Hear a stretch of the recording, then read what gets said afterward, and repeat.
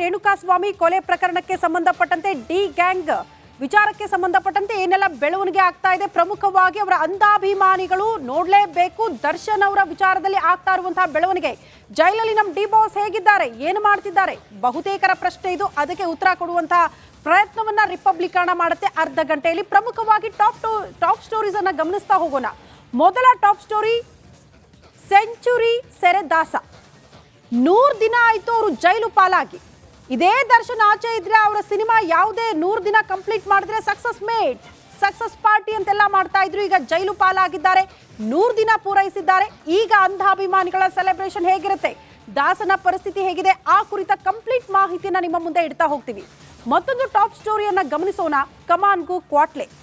ಪರಪ್ಪನ ಅಗ್ರಹಾರದಲ್ಲಿ ರಾಜ್ಯಾತಿಥ್ಯ ಸ್ವೀಕಾರ ಮಾಡಿ ಈಗ ಬಳ್ಳಾರಿ ಜೈಲು ಪಾಲಾಗಿರುವಂತಹ ನಟ ದರ್ಶನ್ ಪ್ರತಿಯೊಂದಕ್ಕೂ ಕೂಡ ಸಿಬ್ಬಂದಿ ಬಳಿ ಗೋಗರ್ದು ಕೇಳಲೇಬೇಕಾದಂತಹ ಅನಿವಾರ್ಯತೆ. ಈಗ ಸಿಗರೇಟ್ಗಾಗಿ ಅಂಗಲಾಚಿ ಬೇಡ್ಕೊಳ್ತಿದ್ದಾರಂತೆ.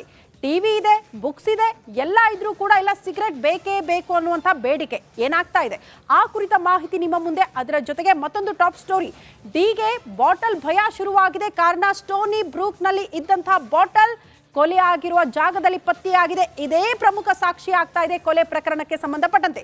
ಅಷ್ಟು ಟಾಪ್ ಸ್ಟೋರೀಸ್ನ ಮಾಹಿತಿನ ನಿಮ್ಮ ಮುಂದೆ ಇಡ್ತಾ ಹೋಗ್ತೀವಿ. ಆದ್ರೆ ಅದಕ್ಕೂ ಮುನ್ನ ಈ ಕ್ಷಣದ ಹೆಡ್ಲೈನ್ಸ್.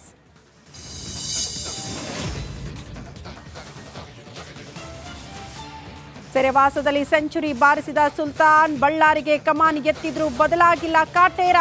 ಮತ್ತೆ ಸಿಗರೇಟ್ಗಾಗಿ ದಾಸನ ದೌಲತ್ತು. ಪರಪ್ಪನ ಅಗ್ರಹಾರದಲ್ಲಿ ದುಡ್ಡು ಇವನದ್ದೇ ದುನಿಯಾ.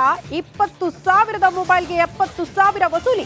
ಕೈದಿಗಳ ಕಳ್ಳಾಟಕ್ಕೆ ಅಧಿಕಾರಿಗಳೇ ರಹದಾರಿ.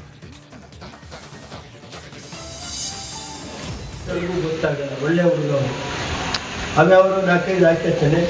ಸ್ವಲ್ಪ 3 ವರ್ಷ ಸುಮ್ಮನೆ ಅದೇನೇನು ಯಾರ್ಯಾರು ಏನೇನು ಕರೀತಾರೆ. ನಾನು ಪ್ರಜ್ವಲ್ ಜೈಲಿಗೆ ಕಳುಹಿಸಿದ ಅವಮಾನ ಮರೆತಿಲ್ಲ. ಬಡ್ಡಿ ಸಮೇತ ತೀರಿಸದಿದ್ರೆ ನಾನು ದೇವೇಗೌಡರ ಮಗನೇ ಅಲ್ಲ.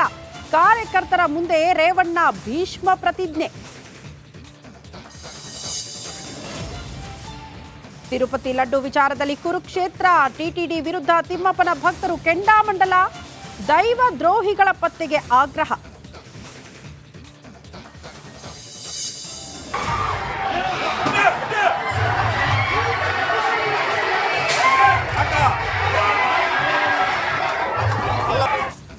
ದಾವಣಗೆರೆಯಲ್ಲಿ ಗಣಪತಿ ವಿಸರ್ಜನೆಯ ವೇಳೆ ಗಲಾಟೆ.